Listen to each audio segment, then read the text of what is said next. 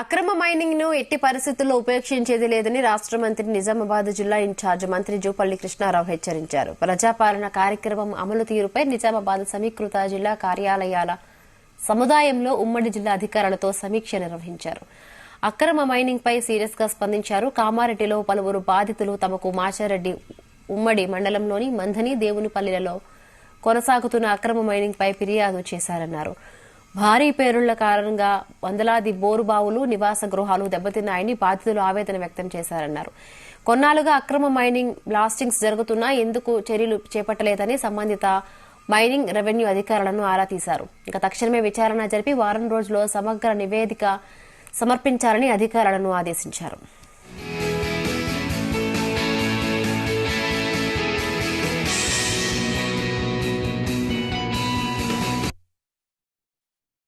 మహాలక్ష్మి కావచ్చు, రైతు భరోసా కావచ్చు, గృహజ్యోతి కావచ్చు, అలాగే ఇందిరమ్మ ఇల్లు, చేయూత, ఈ పథకాలకు సంబంధించి లబ్ధిదారులు అంటే అర్హులైన వాళ్ళ సమాచారం సేకరించాల్సిన అవసరం ఉంది. ఎక్కడ కూడా ఎటువంటి అవకతవకలకు తావు ఇవ్వకుండా ఏ లక్ష్యం కోసం, ఈ ఆశయం కోసం ఈ స్కీమ్స్ తీసుకురావడం జరిగిందో, అంటే ఎంత బరువైనా ఎన్ని ఇబ్బందులు ఎదురైనా వీటిని అమలు చేయాలన్నట్టుగా దృఢ సంకల్పంతో ఈనాడు ప్రభుత్వం కట్టుబడుతుంది. కాబట్టి మొదటగా ఈ సమాచారం సేకరించాలని దాంతో పాటుగా ఆ ప్రొఫైల్ కూడా ఇవ్వడం జరిగింది. సో దానిలో ప్రతి వ్యక్తి అంటే అర్హులైన వాళ్ళు ఒక్కొక్క స్కీముకు ఒకరు అర్హులు కావచ్చు, అన్ని స్కీములకు ఒకరు అర్హులు కావచ్చు. సో రకరకాలు ఉంటుంది. వాళ్ళ యొక్క స్థాయిని బట్టి పరిస్థితి బట్టి ఉన్నటువంటి రేషన్ కార్డు కావచ్చు, ఇంకోటి కావచ్చు ఉంటుంది. ఇవాళ సమాచారం మొత్తం కూడా సంపూర్ణంగా సేకరించాల్సిన అవసరం ఉంది. ప్రతి గ్రామంలో ఏర్పాట్లు చేసి ప్రచారం చేసి గౌరవ ముఖ్యమంత్రి గారు దాన్ని ఆ యొక్క ఫార్మాట్ కూడా రిలీజ్ చేయడం జరుగుతుంది.